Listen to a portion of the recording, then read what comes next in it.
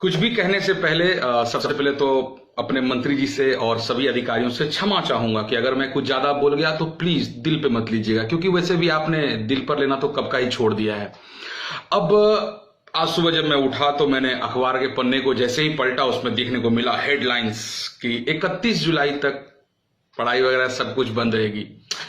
अब सवाल यह है ना, इससे क्या ही फर्क पड़ता है। अब मंत्री जी या अधिकारीगण जो हैं उनके लिए इंपॉर्टेंट हम लोग थोड़े ना हैं। मैं फिर से कह रहा हूं, माफ कीजिएगा। अब क्या ना कि हम लोग कोई शराब बेचने वाले तो है नहीं कि शराब बेच के देश की इकोनॉमी को सुधार सके। हम लोग तो टीचर ठहरे, किस काम के हम लोग? शिक्षक कुछ नहीं करता ना।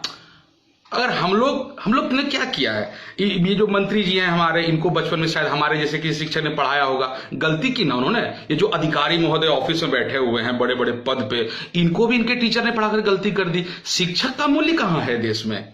अब हम लोग थोड़े ना कुछ बड़ा काम करते हैं। हम लोग तो शराब की दुकान में रहते, ठेका चलाते, तो शायद इकोनॉमी बढ़ती, देश की मजा आता है ना, बड़ा मजा आता। अब देखिए ना, पढ़ाई छोड़ के मुद्दा क्या चलता इस देश में। इस बार आईपीएल होगा कि नहीं? कमाल का क्वेश्चन है। आईपीएल होगा कि नहीं? वर्ल्ड कप T20, बड़ा सवाल है। बड़ा पैसा आता है ना इससे।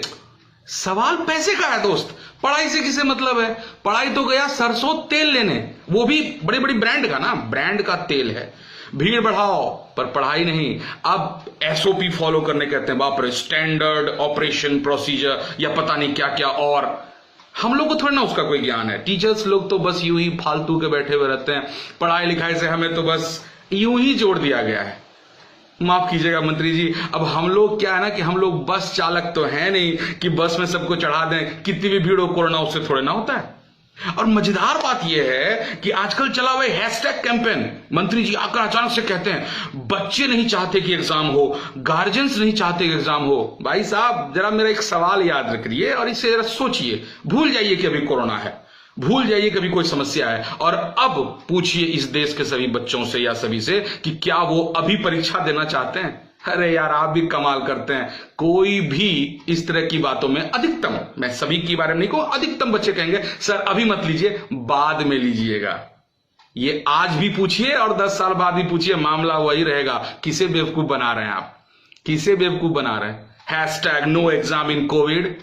और सबसे बड़े बेवकूफ तो ये छात्रगण हैं हमारे, जो ये सोचते हैं कि आज अगर एग्जाम टाल दिया तो काम बन जाएगा। अरे यार, तुम लोग किस दुनिया में हो लोग हैं? ये क्या करेंगे तुम्हें पता भी नहीं है। अचानक कैसे सीबीएसई वाले मॉडल में दे दिया अचानक से कि अब जो है एक मार्किंग कर देंगे, अगर किसी को पसंद नहीं आया तो रुकिए, नहीं तो मार्किंग लेके जाइए। बस वैसे ही कर देंगे। अचानक से एक अनाउंसमेंट आएगा, इतने इतने मार्क्स वालों को आईटी मेडिकल मिल जाएगा। तब क्या कीजिएगा? तब क्या कीजिएगा? अब हम लोग तो यार टीचर हैं, हम लोग को सभी को लगता है यार इन लोगों को कोचिंग में अगर बच्चे को भेज देंगे तो कोरोना ज्यादा हो जाएगा, स्कूल में भेज देंगे तो और ज्यादा हो जाएगा, कॉलेज में तो बर्बादी हो जाएगा, तो ऑनलाइन पढ़ाओ। वेरी गुड, अच्छी बात है, बहुत बढ़िया। क्या दिमाग पाया है आपने, कमाल का है। अब क्या है ना कि शाम को जब बच्चे ग्राउंड में खेलने के लिए जाते हैं, उस वक्त कोरोना भी खेलने जाता है। कहां? शायद चांद पे जाता होगा। मंत्री जी बोले हैं कि शायद चांद पे जाता है शाम में। उसके बाद कब आता है वो? जब पढ़ने का वक्त होता है। और कहा गया और ऑनलाइन तो पढ़ाई चल ही रही है ना, तो काम उसी से चला लीजिए। अद्भुत ज्ञान है भाई, तालियां। भाई साहब, घर का खाना होता है और होटल का खाना होता है। आप इस देश की एजुकेशन व्यवस्था को ऑनलाइन जैसे चीजों से बदल तो सकते हैं, पर वो एक स्वाद होगा जो बदलाव देगा, पर वो रोजमर्रा की जिंदगी में शामिल नहीं होगा। ये बात शायद आपकी समझ में आ नहीं रहा है। अभी सुनने में आया कि कुछ शिक्षक लोग अदर राज्य में, कुछ लोग सब्जी बेचने को मजबूर हो गए, कुछ लोगों ने सुसाइड कर लिया। क्यों कर रहे हैं ये सब आप लोग? मैं आपसे पूछता हूं, क्यों कर रहे हैं? अरे किसको सुना रहे हैं? जो दमदार, जो पावरफुल आदमी होता है ना, वो अपने बाहुबल पे खड़ा होता है। ये लोग नहीं सुनेंगे आपकी हमारी बात। ये इनको फर्क ही क्या पता हम और आप इनको क्या देते हैं। क्रिकेट से पैसा आता है, सिनेमा से पैसा आता है, सीरियल से पैसा। देखिए सीरियल वाले आजकल ऐड करते हैं, टीवी सीरियल वाले, कि हम आ रहे हैं, जैसे लगता है कि वो आ रहे हैं हमारे पास, जैसे हमको आगे खुशी देने वाले हैं। वो पता नहीं कौन सी खुशी देंगे। अचानक से एक नया घोषणा, एक नई बात, किसी को कोई फर्क नहीं पड़ा है, किसी को कुछ मतलब नहीं है। और मैं आपसे पूछता हूं, ये जो आप जो माँ बाप जो है ना बच्चों के, जो आप ये आज सोच रहे हैं कि मैं 4 महीने 5 महीने 6 महीने बच्चों को नहीं पढ़ाकर बच गया, एक दिन यही आपके सर पे तांडव करेगा जब इनकी पढ़ाई खराब होगी। 6 महीने साल भर की पढ़ाई का मामला नहीं, यह मामला है आदत की। एक आदत लगाने में वर्षों लग जाता है, फिर भी लोग भागते हैं, और आपने उनकी आदत ही खराब कर दी। तो मंत्री जी माफ कीजिएगा, आप जो कर रहे हैं बड़ा अच्छा कर रहे हैं, हैशटैग कैंपेन चलवा रहे हैं। मैं तो कहता हूं आप ये भी करवाइए कि विधानसभा चुनाव हो या ना हो, ऐसे हैशटैग लगवाइएगा, देखिएगा कितना मजा आएगा। अब क्या है कि हम लोग चुनाव अधिकारी तो है नहीं, हम लोग नेता तो है नहीं, तो हमें उससे क्या, विधानसभा चुनाव में थोड़े ना कोरोना होगा, उसमें कोरोना नहीं होता है। कोरोना तो होता है सिर्फ पढ़ते वक्त, दिमाग में रखिएगा, सिर्फ पढ़ते वक्त होगा। मॉल जाते वक्त नहीं होगा, कहीं भी कभी नहीं होगा, बस की सफर में नहीं होगा, बिल्कुल नहीं होगा। शाम को सब्जी खरीदते वक्त हजारों की भीड़ होगी, कभी उससे हो ही नहीं सकता ना। कोरोना तो बस तब होगा जब वो पढ़ने जाएगा, जब वो बैठेगा, पढ़ते ही कोरोना जाग जाएगा, एकदम कोरोना का भूत जगेगा, और मंत्री जी तुरंत कहेंगे अरे कोरोना आ गया, बंद करो पढ़ाई, बाप रे अन्याय कर रहे हो तुम लोग। कितनी गलत बात कैसे कर सकते हैं मंत्री जी? नहीं नहीं नहीं, माफ कीजिएगा, हम आपसे माफी चाहते हैं, हमने गलती कर दी। हमारी इस गलती को हमारी मजबूरी मत समझिएगा। ये जो आप या आप जैसे जितने भी अधिकारी आज बैठे वो हम जैसे कई आपके भी जो शिक्षक रहे होंगे उनकी आप उपज हैं। कहता है देश किसान के बच्चा, मैं कहता हूं कि शिक्षक से बड़ा किसान तो कोई है नहीं। हम कलम वाले किसान हैं जो अपने खून पसीने से आप जैसे अधिकारियों को पैदा करवाते हैं।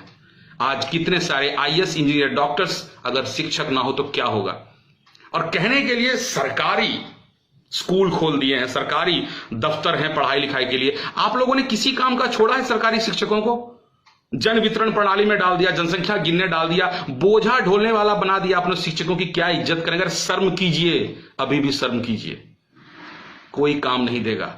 इस देश को बर्बाद अगर करना है तो सबसे पहले शिक्षा को खत्म कीजिए, देश अपने आप बर्बाद हो जाएगा। और मुझे लगता है कि शायद रणनीति यही है कि देश को बर्बाद करना है, देश को झंडा लेकर पीछे दौड़ने वाला बनाना है, तो बस बर्बाद कर दो। ना रहेगी शिक्षा, ना रहेगा ज्ञान, बस लगे तेल लेने। मंत्री जी माफ कीजिएगा, और अधिकारीगण आप भी माफ कीजिएगा, हम शिक्षक तो बस ऐसे ही बोलते हैं, कुछ भी बोल दिया। चलिए, मन किया बोलने का बोल दिया। कुछ लोग अपनी अपनी बातों को अपने तरीके से रखते हैं, मैंने भी रख दिया। अब क्या है ना कि पढ़ाई लिखाई बड़ी कठिन चीज होती है, और हर तरह की योजना हर लोगों के लिए होती है। सरकारी नौकरी करने के लिए जो बेरोजगार हैं उनके लिए कहीं कोई योजना नहीं है, शिक्षकों के लिए कहीं कोई योजना नहीं है। योजना किसके लिए पता नहीं, किसके लिए पता। बीपीएल सूची, अरे हम लोग को तो किसी सूची में रखा ही नहीं, ना एपीएल में रखा ना बीपीएल में रखा, तो कुछ तो बीच की अलग दुनिया चल पड़ी। कोई योजना अपने लिए नहीं है, अपने लिए बस एक ही चीज है। माफ कीजिएगा, आगे कुछ नहीं बोलूंगा, समझदार आप लोग हैं। कोशिश कीजिए कि ये जो वीडियो मैंने बनाया ना, ये किसी मंत्री जी के सामने जरूर जाए, ताकि उनको दिखाई पड़े कि हकीकत जिससे वो चश्मा लगाकर देख रहे हैं, वो चश्मे को उतार कर एक बार देखें कि वास्तविकता क्या है, जहां पर वो रोज एक हेडलाइंस पढ़ते हैं। आज हमें परेशान करके उन्हें लग रहा है कि शायद हम अच्छा काम कर रहे हैं, एक दिन आग उन तक भी पहुंचेगी। Have a nice day.